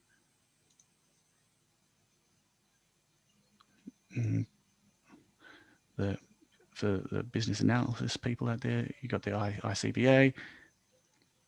I'll just take you to the link that if you do want to get it checked out, you can just go to this Am I Eligible tab. It's pretty simple. You can just enter your name and number, and we'll give you a call. But you just chuck in all of your relevant experience, and then we'll talk about how much credit we can get you, so you can see some of the examples up here. And if you're looking for a particular course, let's go back to the management course. You can look for the, oh, here we go. How well do I know my own website? Let's go to the credit map. Oh, goodness. Can't remember how to find it. Anyway, you can search up here for credit map. You can go to the course of interest for you. Here we go. And you can just have a quick look at all of the certifications you can do and all of the credits you can earn according to the industry certifications. So there's heaps of ways you can sort of mitigate the time and cost associated with it. There's heaps of support you can access to, I guess, mitigate the emotional strain and decision-making strain that, you know, taking on a postgraduate course can provide. But the key point of difference, I think, is the ability to talk about the application of the theory in the enterprise setting. And that's where people like Brenton come in. You've all seen just how incredibly useful he is, sort of taking these general theories and talking about the application of it in an enterprise setting, particularly the case for the IT certifications, but I think it's also incredibly valuable in these ones as well. So that's more than enough out of me, Brenton. I'll stop me sharing and invite you back to whip through some Qs with some wonderful As. All right. Thanks for that, Guy. My camera back on. Yeah, thanks for that. That's hopefully giving people a bit more of an idea as to what to expect, what to think about, and where to go to find out more. So I'm going to attempt to do some very un-Brenton-like answers to these questions as we try and knock a few of them off, because I do want to give everyone who's put a question forward the opportunity. But some of them may have been earlier, and some of them might have hopefully been answered by some of the things we talked about in the later slides. So starting at the top, I think we've answered that one. How detailed do the user stories need to be? I think we did directly answer that one. How Agile data information management prioritizes user stories. Now, I think if you're talking about data and information management, when it comes to user stories, the priority, the importance of that user story, that's a data point. That's a piece of data that you can add to the user story. And you can be as simple or as complex as you like. The very simple ones is, well, is it a must have, like to have, need to have? You can break that out and be much more elaborate with it. But if you're using Agile data management, that's a data point that can change. And it can change because other user stories or other work that's been done, that's a data point. All the user stories are subject to change every sprint. And as you plan and as you produce, you might change that data point. So simply by being aware of its priority gives you a chance to keep it up to date. Stephen's asking, nurses in the acute setting have been Agile for years. Look, I think, you know, intrinsically most health treatment is definitely Agile. Acute in particular, I would go a step further and say that most nursing is in the micro decision layer, and doctoring typically is in the macro decision layer, and the patient typically makes the strategic decision layer. So, and that's very rough. It's not quite like that, but that's an example of how you can sort of apply that logic and say, well, yeah, there's Agile decision making because you're always taking in new information. You're always getting a new bit of data to then evolve it to the next step. So thanks for that, Stephen. It gave me an interesting way of applying the three layers. Let me know if you agree with that or not. He did. He said, great answer. Yeah. Okay, good. Excellent. I like that's so, and I'm assuming Stephen's been in the nursing environment, so that's an authoritative answer from someone who's experienced it.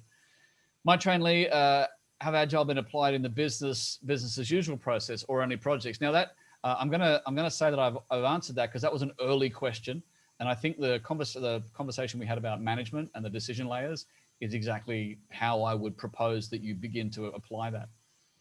Anonymous says, is Scrum only paper-based or is there software? Actually, there's some great software available. Not sure how much of the free stuff is great. There is free project management software available. It's probably not great. I'm not really in a position to suggest or recommend. I don't use it, but yes, there definitely is software out there. And you'll find a lot of the software is tied in and linked to workflow management now. So you look at things that deal with workflow and collaboration management, they tend to be very closely aligned with what Scrum is doing. Vikram asks, are we getting any PDUs from PMI for this? Don't know about that. What do you think, Guy, Hannah? Got a thought on that? We often do hear if they assess it favorably. So there's been some success out of that. So yeah, apply. Absolutely. That's the answer. Give it a go. Yeah, we're always happy to talk with them if they want to get in touch. Yeah. Our team says, what happens if a client adds a user story later in the piece that causes the need for major change? A major change, well, then it's cost. So that's when you turn around to the client and say, okay, yeah, we can change this user story. That's going to mean a lot of rework. It's this amount of work to redo that. Now, you might not know all of that, but you'll have an order of magnitude answer. And whoever's paying the bill gets to make that decision. That's their call. So the customer says, oh, I want you to make that change. And yes, there's other tens of hours, hundreds of hours of rework that's a result of that. They're still going to pay for that because they're paying for value. They're paying for the work. They're paying for the effort. So you get them to say, okay, what's more important? You want this change. It's going to mean all of this.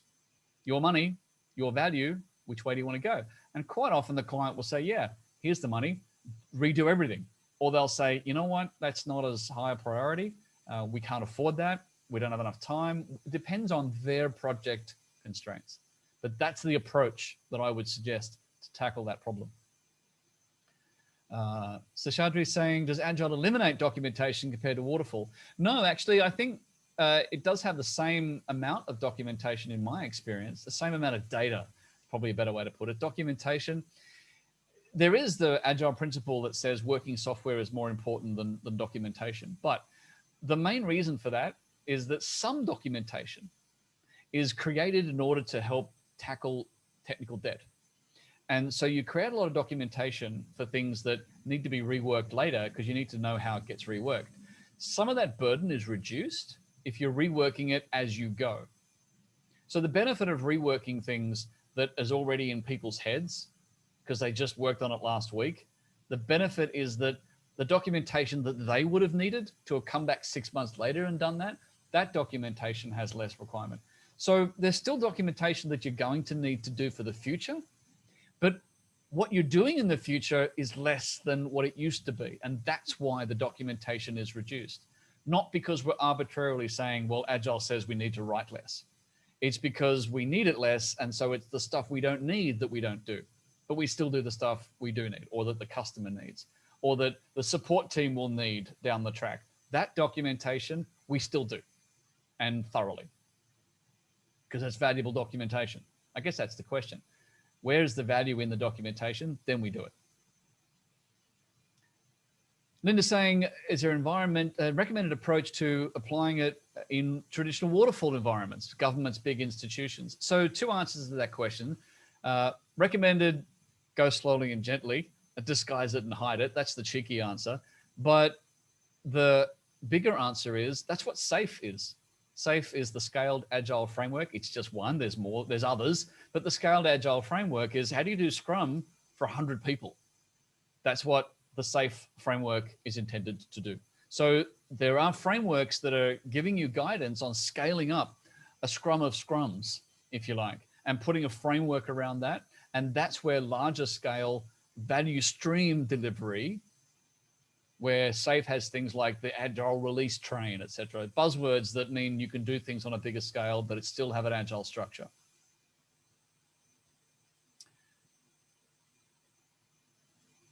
Things are disappearing. Henry says, do we winnowing down?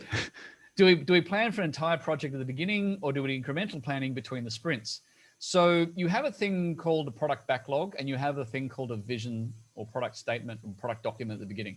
So you have like a couple of pages that sets out what you already know, the parameters and the constraints and the requirements to be. And then you evolve from there. So you don't start with nothing. You start with what you already do know. And then you do make changes between the sprints. But what happens is that you might have a bunch of user stories up front that you think is a lot of it. But a lot of those user stories are going to be incomplete. They're going to be a first draft. They're going to be things that have to get refined. So everything gets refined and improved. All of the planning gets refined.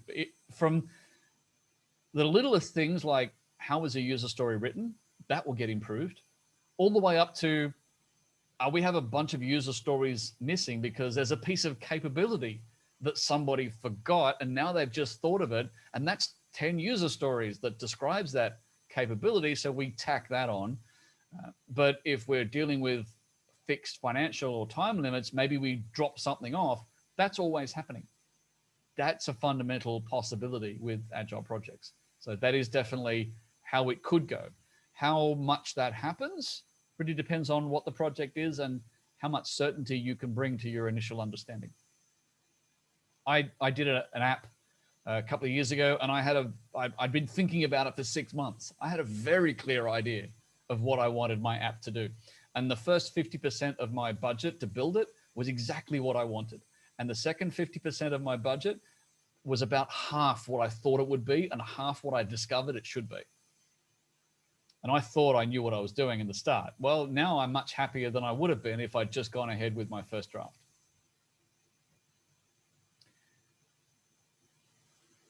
Shivakuma says, how to add integration requirements to a sprint backlog where dependency is on multiple programs. Let me rethink that question. How to add integration requirements? So integration is often a thing that has to be sorted out early. When you decide which pieces of a backlog get done in sprint 1 and sprint 2, it's usually the things that will help you answer the question of interdependencies.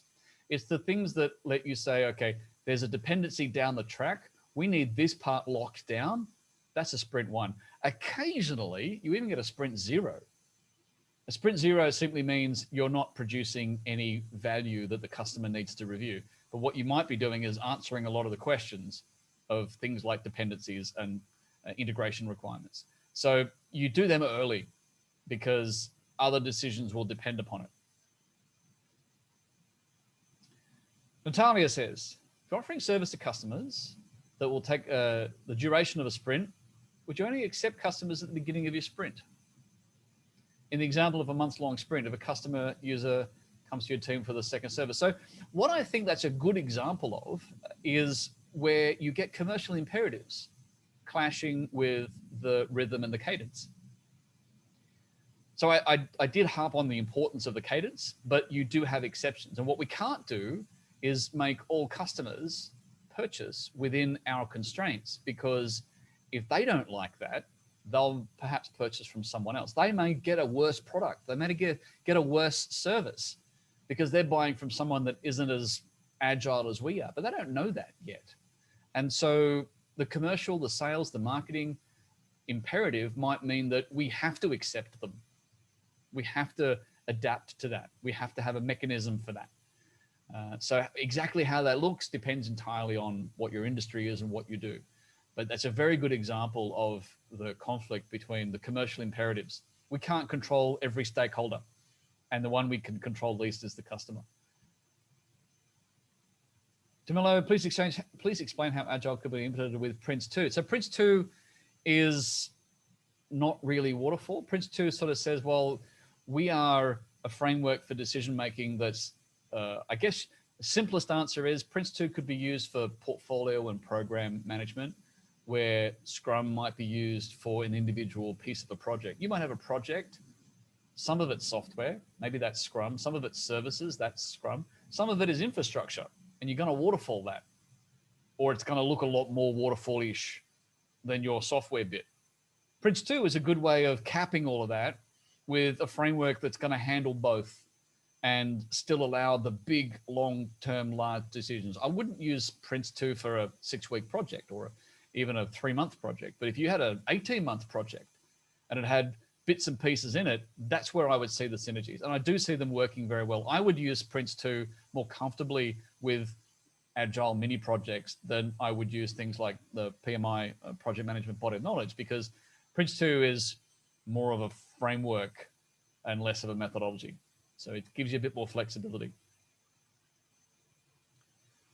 Stefan says, in your experience, how do you get people to engage on setting their own goals? Work at a company where the manager has tried that, not a lot of engagement from the team. So not a lot of engagement initially. Sometimes people need to have it proven to them that it's all going to work the way they expect or hope it will.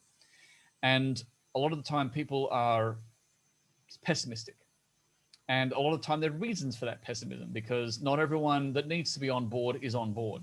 But it takes time. And probably the biggest advice I would give you is patience. Build patience in from the very beginning. Don't expect everyone to be working in a smooth, onboarded system from the first couple of sprints. Give yourselves 6 months, a number of months. Give yourselves a period of time before you decide whether or not, and let everyone find their way, let them stumble their way through in the beginning and get there. Don't expect people to be believing in it at the very start. Maitrand, another question saying, how do you define value as part of the individual's KPI? I think we did kind of touch on that. Yep, we got that KPI, one. Yeah, we got that one. Yeah, okay. Carmen saying, do you think there should be change management application in Agile leadership? I think yes, but when you're talking about change management, it's got its own historical structure. But there's nothing that I've experienced with even traditional change management that says that you can't do that with an Agile mindset. So I don't think that they're at odds with each other. And I think that when you are looking at organizational change, if you're saying we're going to go Agile now and we're not before, yes, you're talking about organizational change. You definitely need the principles of change management that apply to that. So yes, I do agree they have to be woven into it, but I also believe they can be done in an Agile manner.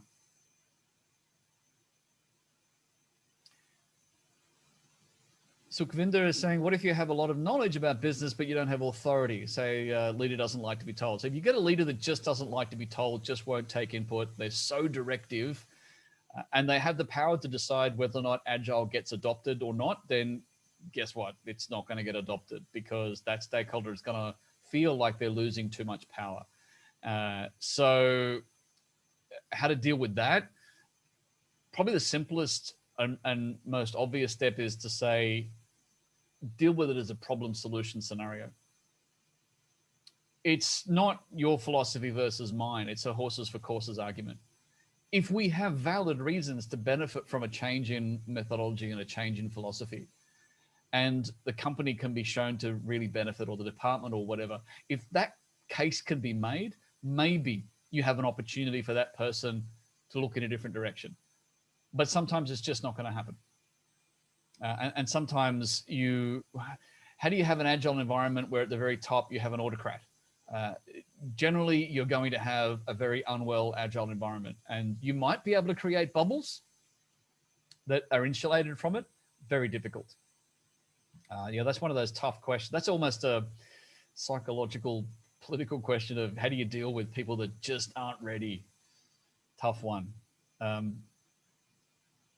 I'm thinking of a bunch of tongue-in-cheek answers that are probably not appropriate.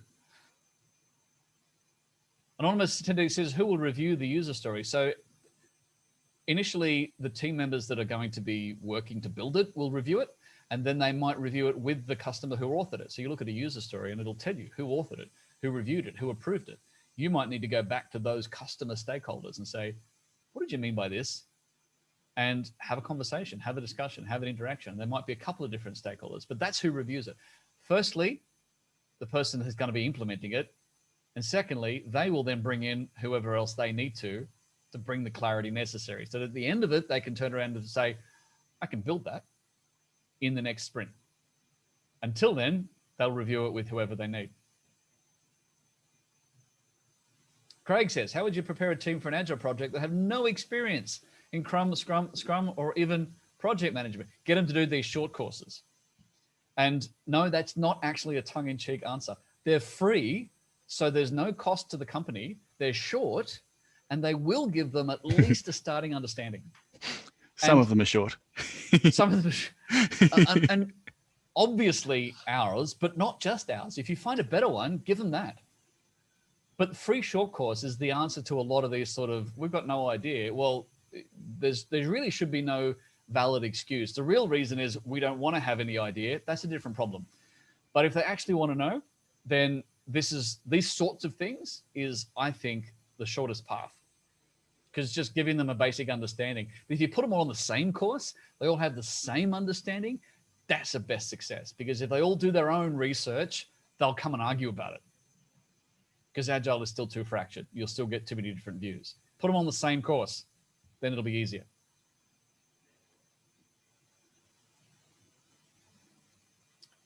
I'm going to scroll back up to see what I've missed. That one I've done. Anonymous attendees, very difficult to do Agile leadership in the public sector where the policies and decisions are based on the political scene. benefit of the current leadership? How do you suggest you affect that in your own project? So to look at the model that we just talked about, what you're talking about is the strategic decision layer is very directive. It's very prescriptive. It's saying, this is how we do it. This is what I want from you. And the biggest kickback, the biggest return on that is the cost. Because those decision makers that are saying, right, go in this direction now, there's always a sunk cost. There's always an opportunity cost. If that can be articulated, if that can be presented, and if they have to sign off in some way, if they have to take accountability for those costs, that's the same thing that they're trying to solve by making you go in a different direction tomorrow. They're trying to solve some other cost. But if they know what it's going to cost them to do that, then that might be the cost that they solve. And they say, oh, no, just keep doing it. You know, you do your thing or whatever. So in my experience, it all comes down to the costs that they understand.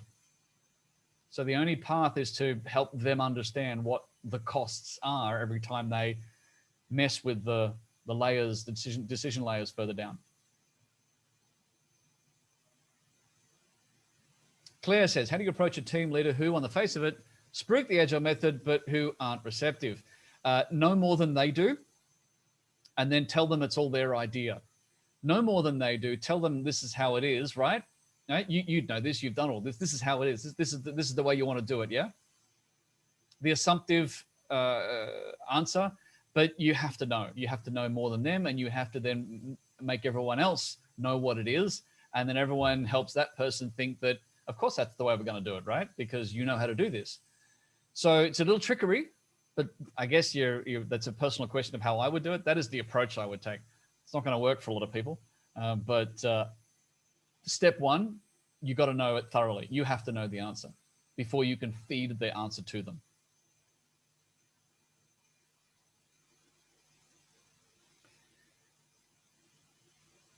Where am I up to? Anonymous attendee, by applying Agile to general management, this is only for project-based work. Oh, we answered that question as well. That was, can Agile leadership be used for day-to-day duties, such as sales team hunting customers? Absolutely.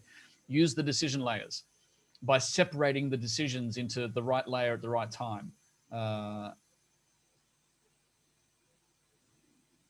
Dixon saying, when we practice Agile, do we still need project manager? Well, if you're doing an Agile project, Agile Scrum has particular roles, and it's kind of playing a bit loose with the role of project manager.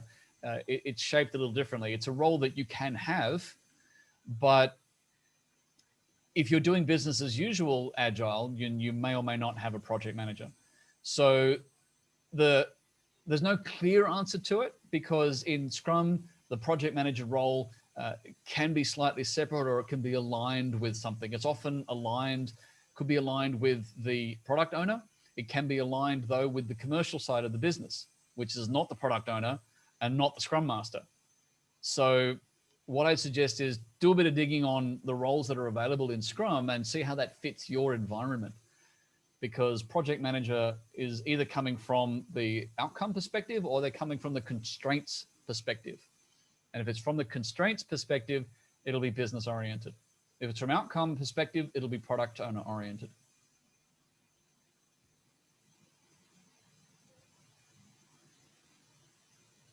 Tim's asking, it was mentioned good discipline is core to the effective Agile project work. What are the effective strategies you've used to promote customer engagement, to committing to the sprint goals? So just telling them that they should is not enough. You need to show them the benefits. So it's not just enough to go through the sprint process. You have to go through the capability process. Every so often, every number of sprints, you have to be able to go back to the customer and say, here's all the great large scale capability that you can conceptualize and value, that you can really appreciate. Here's what's come about because of all the time you've spent with us each sprint. They're not going to have that week one. There's a little bit of faith, but that's what you can pitch to them and say, I'm going to be able to show you in 3 months' time a bunch of capability, and I'm going to be able to show you how that has evolved and how valuable your fortnightly visits with us really are. And I want you to have faith in our knowledge of that, to go through that process and join us on that journey, because I'm confident I can justify it to you in 3 months' time. So that kind of perspective might help you get them on board, but then you obviously have to deliver on that in 3 months' time.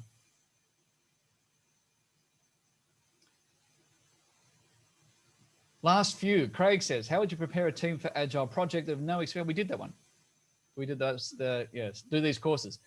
Anonymous says, in an Agile framework, how do we effectively manage or collaborate external resources, consultants, external partners, if we ever need them in sprints? So first of all, you need to share with them what your cadence, your decision-making structure is, and say, here's our structure, here's how we work, can you work with this?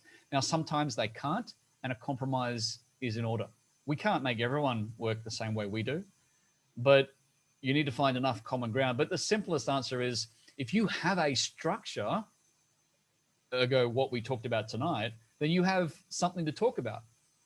Because what most corporations would do today is, we don't have a structure for our decision making. We make them day to day, right? So how can you then get another organization to tie in with that? Well, what ends up happening is that you say, well, are you available for a meeting next week? No. What about the week after? No, I'm not available the week after. What about the week after that?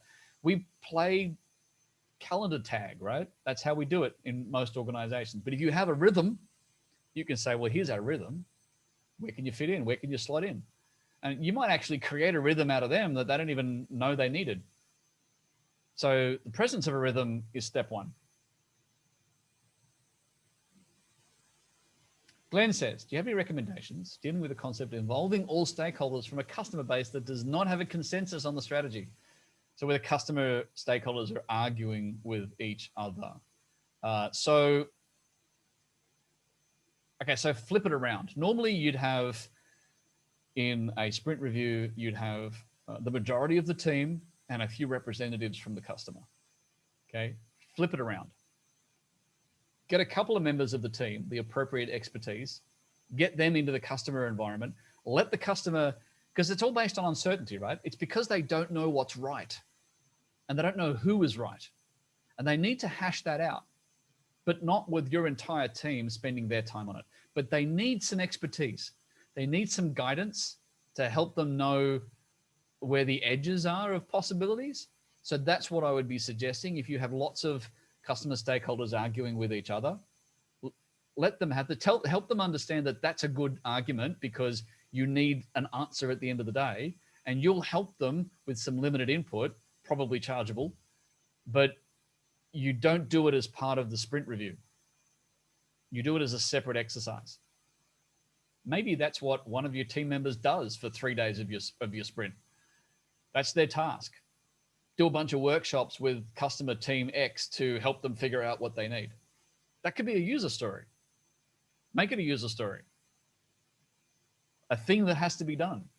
Work with the customer's team to figure out the possibilities and make a decision.